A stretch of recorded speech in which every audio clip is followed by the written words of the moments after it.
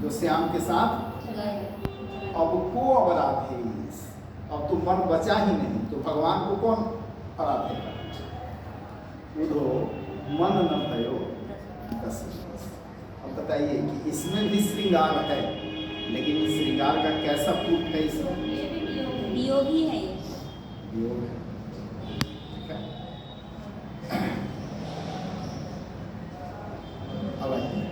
अब एक सिनेमा के गीत में श्रृंगार है कि नहीं, और श्रृंगार का कौन सा श्रृंगार का वर्णन है?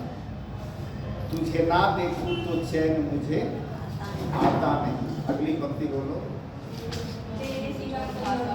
आता नहीं। और नायक प्रश्न कर रहा है खुद से कि कहीं मुझे प्यार तो नहीं हो गया। बताइए श्रृंगार है कि नहीं? कौन श्रृंगार? यस। इसमें वियोग कहाँ है? संयोग श्रृंगार। समझ में आ गई बात? अगर गीत नहीं होता तो एग्जाम्पल कहाँ से आता है? क्या बोले इतना सारा गाना नहीं होता तो एग्जाम्पल में थोड़ा कठिन होता है ना? नहीं होता सर, भारत बोलना पड़ता है। भारत की जो साहित्यिक परंपरा है ना, पूरे दुनिया की परंपरा से सबसे समृद्ध ठीक है। और जो लोग नादान हैं, जो लोग नहीं जानते हैं भारत की परंपरा को या यहाँ के साहित्य की समृद्धि से जिनका परिचय नहीं, आज देखते हैं ना कि सिनेमा में बवाल हो जाता है, कि सिनेमा में सेक्स परोसा जाता है। सही बात भी है, उसका फिल्मांकन थोड़ा दूसरे तरीके से किया जाता है, भद्दे तरीके से किया जाता है। और नहीं तो जितना इरोटिक लिटरेचर भारत में है वह दुनिया में कहीं नहीं।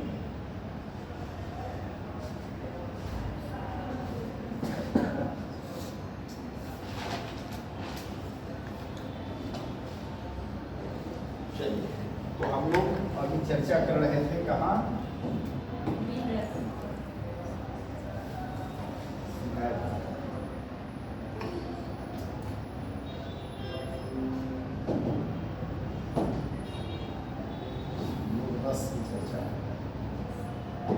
रस की चर्चा कर रहे हैं।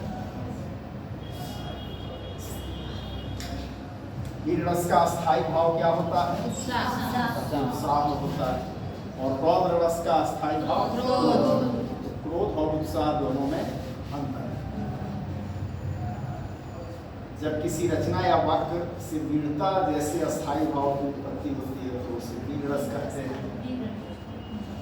अब गौर करिएगा, युद्ध में विजय या किसी कठिन कार्य जब हमारे सामने है, उस कठिन कार्य को करने की जब प्रतिबद्धता मन में उठती है तो यह उत्साह से ही संभव है, तो वहीं वीर रस की उत्पत्ति। अब गौर करिएगा, जो रौद्र रस है और वीर रस है, इस दोनों में अंतर किस आधार पर किया जा सकता है? तो किन किन परिस्थितियों में वीर रस की उत्पत्ति? पहला, अगर कोई आपका शत्रु है उसको मिटाना है तो कौन रस आएगा? तीनों की दुर्दशा देखकर उसका उद्धार करने, यानी जो गरीब गुरबा है, समाज के दबे कुचले वर्ग के लोग हैं, उनके उद्धार का भाव, तो कौन रस होगा? वीर रस। धर्म के उद्धार करने का भाव वीर रस। ठीक है, उदाहरण देखिए। चमक उठी संसप्ता वन में वह तलवार उठाने की, खूब लड़ी मर्दानी।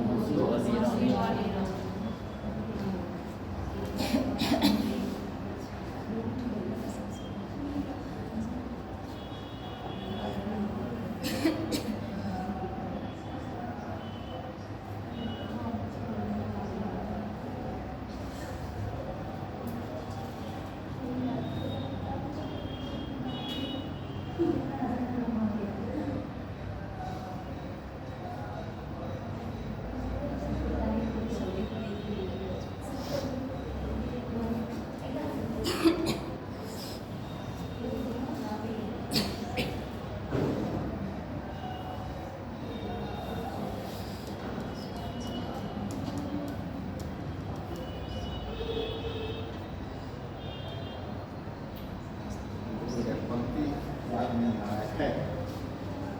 वीर रस पकड़ में आ जाएगा। Yes sir. कंफ्यूजन आपको वही रौद्र रस और वीर रस है उसमें कंफ्यूजन होगा, तो इसको ध्यान रखना है। करुण रस, इसका स्थायी भाव क्या होता है? शोक। किसी अपने का विनाश या अपने का वियोग, कोई बिछड़ गया है, कोई मर गया है, आपका कोई चीज लॉस्ट हो गया है, ठीक है, आप असफल हो गए हैं, परीक्षा फेल हो गए हैं, इस स्थिति में जो वेदना उत्पन्न होती है वही वेदना क्या कहलाती है?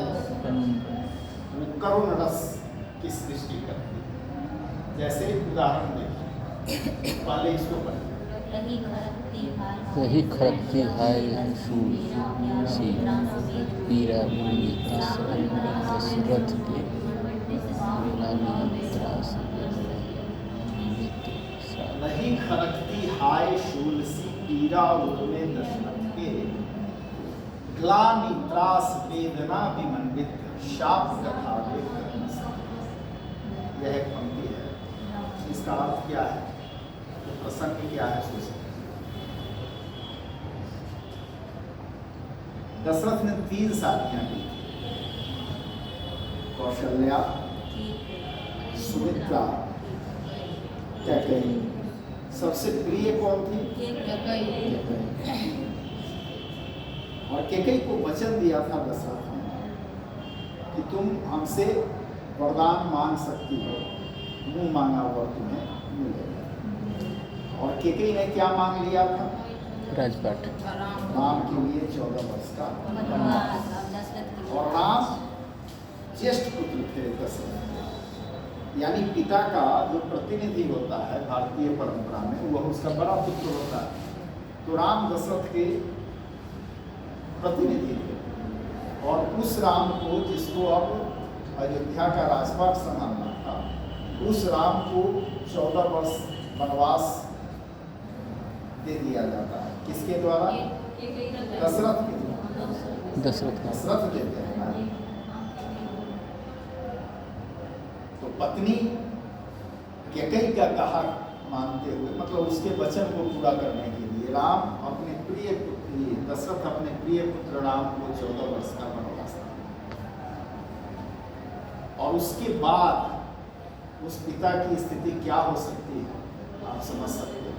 तो दशरथ की मन स्थिति क्या है कि रही खरकती हाय शूल सी पीरा उड़ में दशरथ। उड़ मतलब हृदय, शूल मतलब कांटा। अपने बेटे को वन भेजने का जो दंश है, जो पीड़ा है, कांटे की भांति दशरथ के हृदय को चुभ रहा है। ग्लानि त्रास वेदना विमंडित शाप कथा वे कर। और एक ही साथ कई अपराध बोध से दशरथ जूझ रहे हैं। उनके मन में क्या क्या उभर रहा है? ग्लानि हो रही है, मैं राजा किस काम का, अपने जवान बेटे को मैं वन भेज रहा हूं। त्रास तकलीफ है, वेदना दर्द है, ये सारे भाव दशरथ के हृदय में उठ रहे हैं। और दशरथ का जीवन अब अभिशाप में। अब बताइए कि इस पंक्ति से मन के अंदर कैसा भाव आता है? दया का कि करुणा का? दया या करुणा? करुणा। दया अलग है, दया अलग भाव और करुणा अलग भाव, ठीक है। अब मान लीजिए कि कोई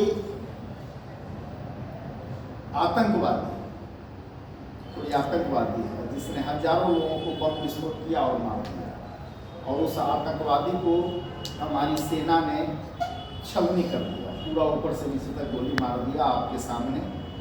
आप उसको छटपटाते हुए देख रहे हैं, आपके मन में कौन सा भाव आएगा? करुणा आएगा कि दया? दया आएगा। दया ही आएगा। दया तो बिल्कुल नहीं है, थोड़ा सा आ जाएगा इंसानियत के नाते। दया तो बिल्कुल नहीं है, करुणा दया का भाव नहीं है, दया का भाव नहीं है, करुणा आएगा। करुणा आएगा। अच्छा, तो बुद्ध जो थे वो प्राणियों पर दया करते थे कि करुणा करुणा करते करते थे। करुणा करते। ठीक है, बुद्ध के अंदर दया नहीं, बुद्ध के अंदर कौन भाव था? करुण भाव है। इसको करो। अभी तो मुकुट बंधा था माथ, वे कली हल्दी के हाथ, ले भी न थे लाल के बोले, मिले थे। क्या है? यह कविता की पंक्ति ध्यान से पढ़िए। अभी तो मुकुट बंधा था माथ, हुए कल ही हल्दी के हाथ, खुले भी न थे लाज के बोल, खिले थे चुम्बन शून्य कपोल। कपोल का मतलब क्या होता है? गाल। ठीक है, अब नव ब्याहता पति पत्नी है, नव युगल है, नया जोड़ी है। शादी के बाद प्रेमी जो है मतलब पति अपने पत्नी के गाल पर चुम्बन लेता है, पहला चुम्बन। इसका मतलब यहाँ क्या है? चुम्बन शून्य, मतलब अभी चुम्बन भी, जिस कपोल पर चुम्बन भी नहीं पड़ा। प्रसंग है कि ठीक शादी के तुरंत बाद वह स्त्री मतलब वह लड़की जिसकी शादी हुई वह विधवा हो जाती। ठीक है, वह विधवा हो जाती। उसी प्रसंग में कवि क्या करता है कि अभी तो मुकुट बंधा था माथ। ठीक है, मतलब अभी मुकुट भी नहीं खुला, हुए कल ही हल्दी के हाथ, और हल्दी कल ही लगा, फूले भी न थे लाज के बोल। अभी सुहाग रात का जो रस्म होता है वह भी नहीं हुआ, खिले थे चुम्बन शून्य कपोल, और उसके जो गाल थे अभी उस पर चुम्बन भी नहीं पड़े। और इस स्थिति में वैधव्य का त्रास झेलती है। अब बताइए कि इस प्रसंग को सुनकर के मन में दया आएगा कि करुणा? या करुणा? समझ में आई बात?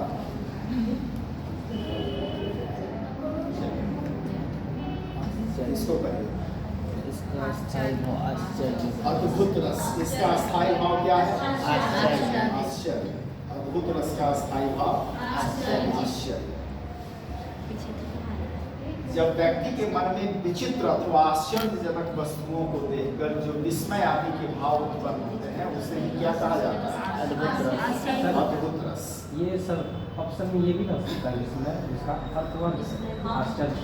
हाँ, अद्भुत रस। इसको पहले विस्मय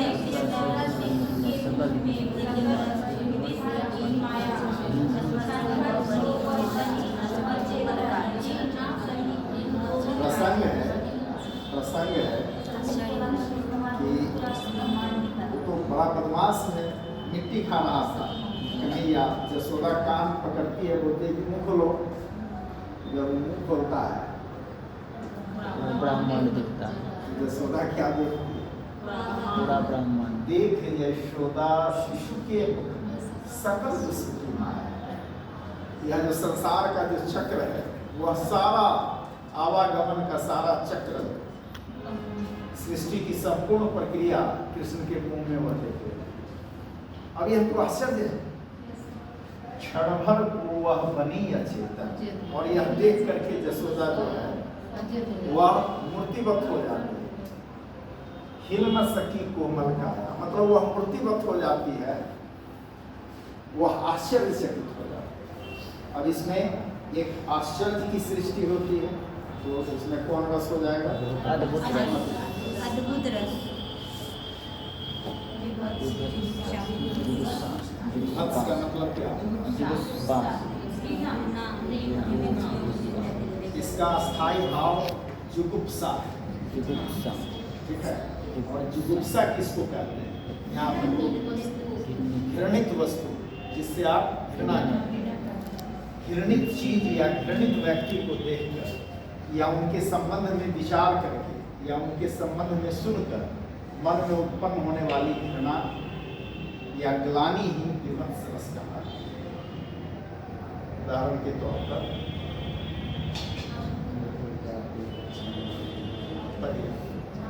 आंखें निकाल उड़ जाते, क्षण भर उड़ कर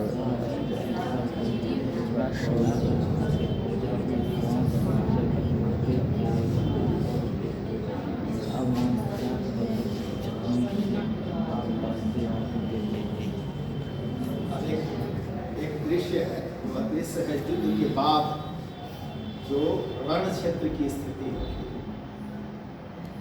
युद्ध के बाद रण क्षेत्र की स्थिति होती है, कितना विभत्स होता है। आंखें निकाल उड़ जाते, क्षण भर उड़कर आ जाते, सब जीभ खींच कर कौवे चुगला चुगला कर खाते। अब दृश्य यह है कि लाश पड़ी हुई है, कौवा उड़ के आता है और उस लाश से आंख को निकाल देता है, ठीक है, और सब्जी खींच कर कौवे चुगला चुगला कर खाते, उसके लाश के जीभ को निकाल देता है और उसको चुगला चुगला करके खा रहा है। यह कितनी विभत्स, कितना विभत्स दृश्य, खाना खा वो निकल जाएगा। ठीक है, तो यह कौन सा रस हो जाएगा? यह विभत्स।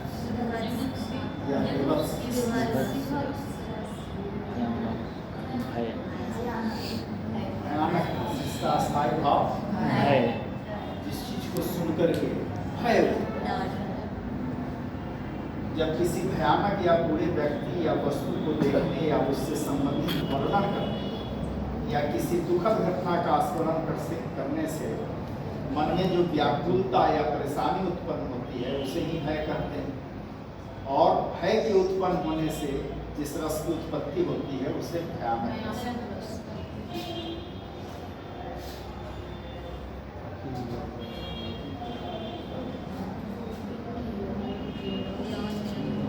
आप समझ में आया?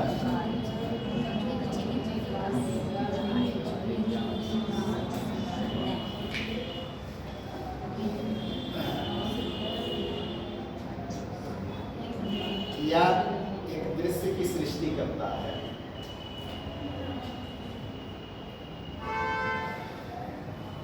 अखिल यौवन के रंग भार हड्डियों के हिलाते कंगाल,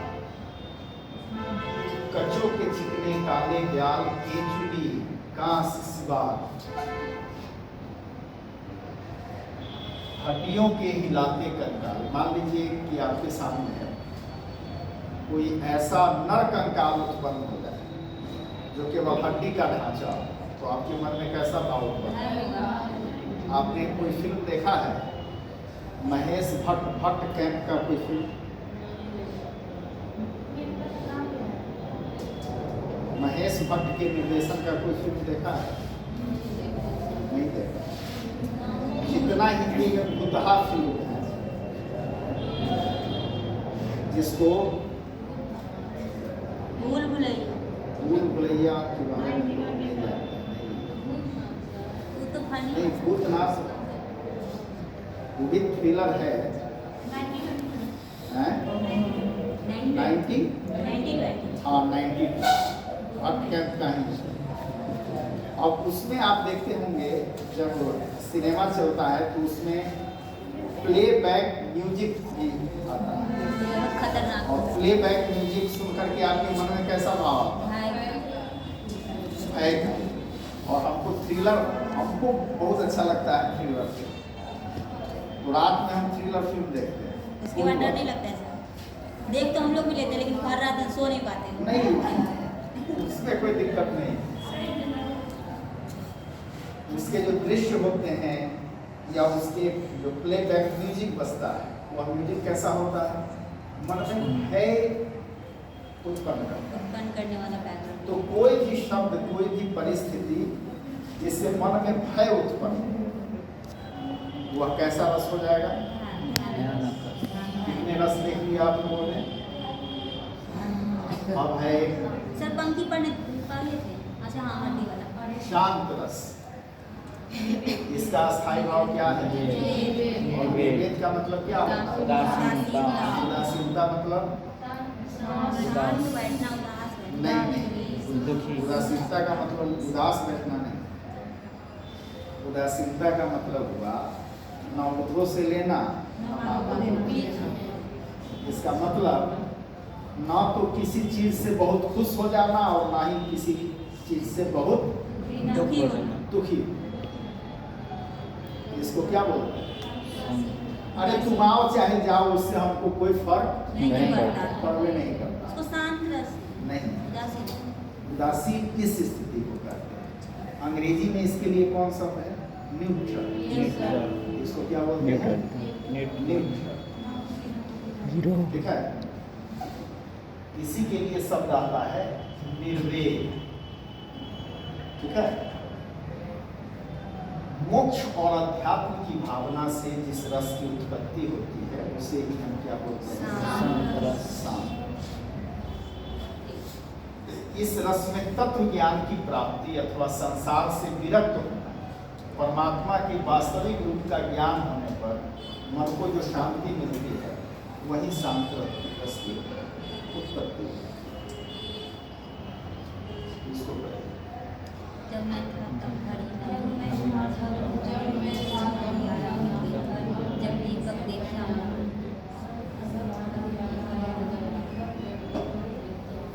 इसका मतलब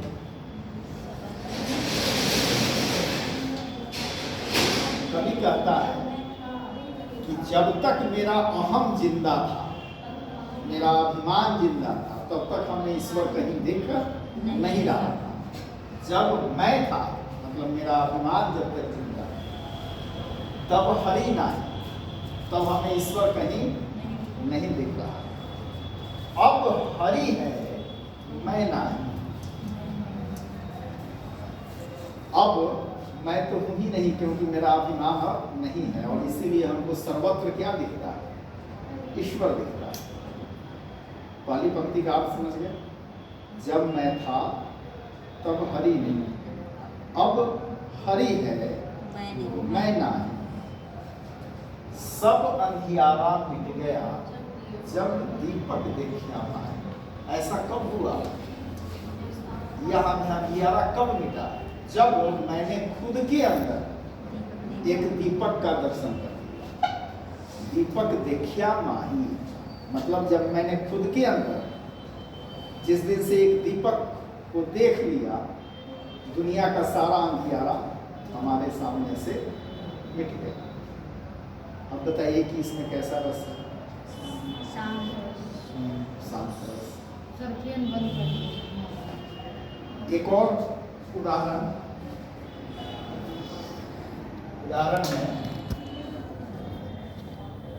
कि मेरा मुझ में कुछ नहीं, जो कुछ है सब तो, और तेरा तुझको सौंपते क्या लागत है? कौन सा रस है? शांत रस। ठीक है। क्या और उदाहरण?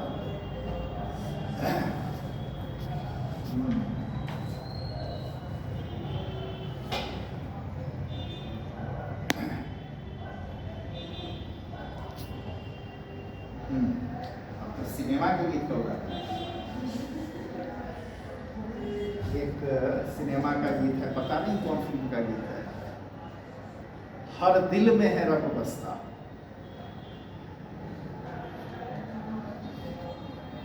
बोलो क्या है तुमको पंक्ति याद? नहीं सर।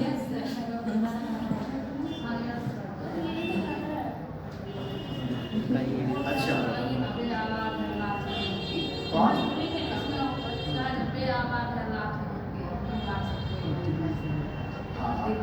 हर दिल में है रब बसता। सबसे बड़ा खिलाड़ी वो है और तरह तरह के खेल है रास्ता। हर दिल में है रब बसता। कौन रस है इसमें? शांत रस। और सिनेमा का उदाहरण चाहिए? नहीं सर। और और शांत रस समझने में इतना कठिन पड़ा है।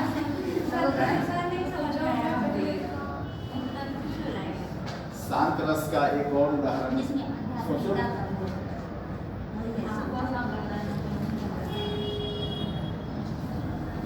शांत रस का एक और उदाहरण सिनेमा के गीत से दो।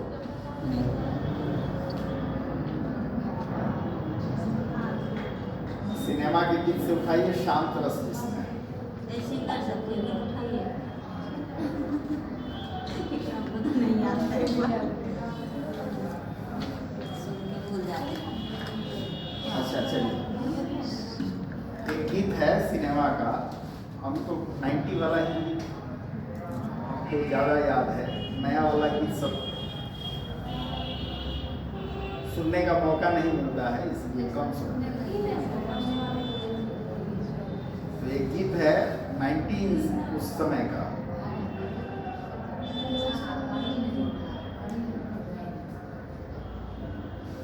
रब जो चाहे वही तो होना है, वही होना है और आदमी एक खिलौना है।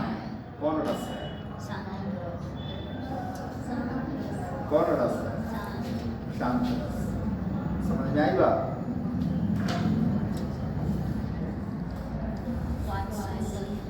वात्सल्य किसको कहते हैं? वात्सल्य का मतलब बच्चों से जो प्रेम होता है, माता पिता या फिर किसी एक है प्रेम, एक है प्रेम, एक है मोहब्बत, एक है लव, एक है स्नेह, एक है अनुराग। सब एक के है कि अलग अलग? अलग अलग अलग अलग। अच्छा, एक नायक को नायिका के प्रति कौन सा भाव होगा? वह क्या होगा? मोहब्बत होगा, प्रेम होगा, अनुराग होगा, स्नेह होगा? प्रेम होगा। प्रेम। पिता को पुत्र के प्रति स्नेह होगा या माता को अपने पुत्र के प्रति स्नेह होगा। क्या होगा? मेरे बातों को कर रही है, अगली है मेरी बातों से। तो अगर आप माता पिता हैं तो अपने बच्चों के प्रति क्या होता है? स्नेह होता है, उसी को बोलते हैं अनुराग। लगा ठीक है, वह स्नेह। प्रेम प्रेम होता है, शुद्ध विशुद्ध अशुद्ध कुछ नहीं होता। भाव अलग अलग, नायिका के प्रति भाव अलग होगा, बच्चे के प्रति भाव अलग होगा, मित्र के प्रति भाव अलग होगा। ठीक है, ऐसे इन दिनों एक झूठ भी चल रहा है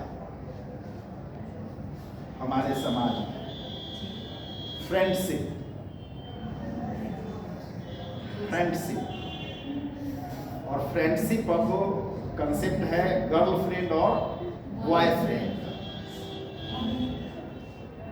बड़ी बड़ा उलझा हुआ कंसेप्ट, बहुत अवैज्ञानिक और बहुत ही अस्पष्ट। तो मित्रता एक अलग भाव ही है और मित्रता तो किसी से भी हो सकती है। सर ये अब भी कहाँ है, सब पहले चला रहा है। नहीं, गर्लफ्रेंड बॉयफ्रेंड का कंसेप्ट भारत का कंसेप्ट अभी नहीं है। वो कुछ समाज में ज़्यादा हो गया है, लोग इस चीज़ को एक्सेप्ट कर रहे हैं ज़्यादा। भारत में गर्लफ्रेंड और बॉयफ्रेंड का कंसेप्ट नहीं है। इंग्लैंड का हाँ, ये पाश्चात्य वो संस्कृति, पाश्चात्य ही है। ये पाश्चात्य संस्कृति। यहाँ गर्लफ्रेंड बॉयफ्रेंड का कंसेप्ट नहीं। अब सब कुछ सीख रहे हैं हम, तो उसको भी कॉपी कर लिए। वात्सल्य का मतलब, वात्सल्य का भाव जो है, माता का पुत्र के प्रति जो प्रेम है, बड़ों का छोटों के प्रति प्रेम, गुरु का शिष्यों के प्रति प्रेम, यही प्रेम क्या कहलाता है? वात्सल्य कहलाता है। ठीक है,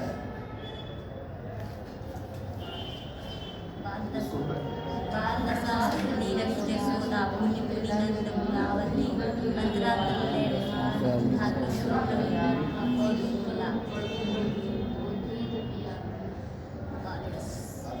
इसमें देखिए कि बाल दशा सुख निरखी जसोदा पुनि पुनि नंद गुलावती और अचरा तरलय ढाकी सुध प्रभु को दूध पियावती। इसमें भाव देखिए क्या कह रहा है कि बच्चा की स्थिति को जानकर जसोदा कन्हैया को गोद में लेती है और अपने आंचल से उसको ढक करके और उसको क्या पिलाती है, दूध पिलाती है। अब यह भाव एक माँ के हृदय में उत्पन्न हो रहा है, तो इसमें किस रस की सृष्टि हुई है? वात्सल्य रस। ठीक है?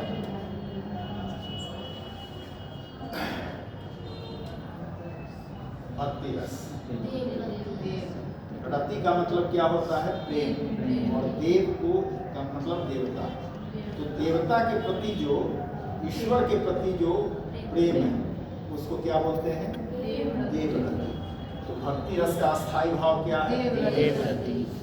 इस रस में ईश्वर की अनुरक्ति और अनुराग का वर्णन होता है, ईश्वर के प्रति प्रेम का वर्णन किया जाता है।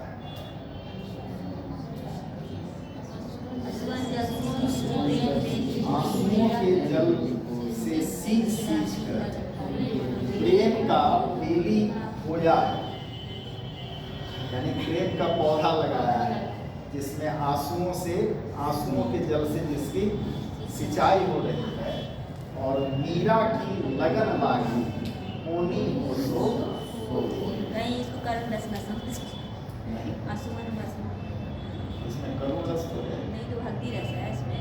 ईश्वर के प्रति। जब मीरा का ही एक पद है कि क्या है, आधा भूल गए आधा याद है, जिसमें है ना अंतिम पद कि जाके सिर मोर मुकुट मेरो पति सोई। कहाँ से जो याद है वो बोल रही है। इसमें क्या है? इसमें है देवरति, मतलब ईश्वर के भक्ति के लिए, भक्ति में जो ईश्वर के प्रति समर्पण और भक्ति का भाव जहाँ प्रदर्शित हो वहाँ कैसा रस है? भक्ति रस। भक्ति रस। ठीक है? अब जैसे तुलसीदास रामचरितमानस लिखते हैं और रामचरितमानस में वो पद है कि मंगल भवन अमंगल हारी प्रभु सुदशरथ प्रसिद्ध। यह क्या है? इसमें कौन रस है? भक्ति रस। उसमें तुलसीदास जी कहते हैं मंगल भवन अमंगल हारी, राम के लिए क्या प्रयुक्त करते हैं? अमंगलहारी, कि जो जितना भी अकल्याणकारी चीजें हैं उसको हरण करने वाला और मंगल करने वाला, यह दशरथ का पुत्र राम है। इसमें कौन सा रस है? भक्ति रस। जोर से आवाज कर।